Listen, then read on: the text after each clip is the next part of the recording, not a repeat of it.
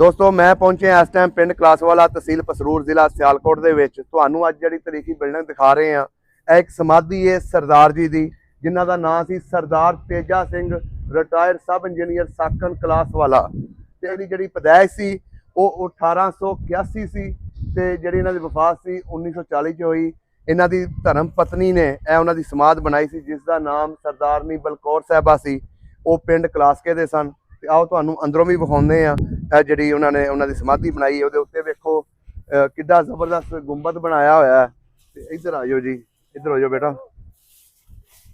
ਇਹ ਦੇਖੋ ਹੁਣ ਰਸਤਾ ਤੇ ਇਹਦੇ ਪਰਲੀ ਸਾਈਡ ਤੇ, ਲੇਕਿਨ ਝਾੜੀਆਂ ਬਹੁਤ ਜ਼ਿਆਦਾ ਨੇ।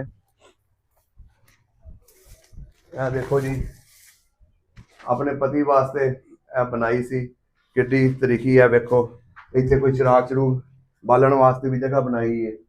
ਤੇ ਵੇਖੋ ਆਪਣੇ ਹਸਬੈਂਡ, ਆਪਣੇ ਸ਼ੋਹਰ ਦੀ ਯਾਦ ਦੇ ਵਿੱਚ ਬਣਾਇਆ ਗਿਆ। ਉਹਦੀ ਯਾਦਗਾਰ ਅੱਜ ਵੀ ਪਿੰਡ ਕਲਾਸਵਾਲਾ ਦੇ ਵਿੱਚ ਮੌਜੂਦ ਹੈ।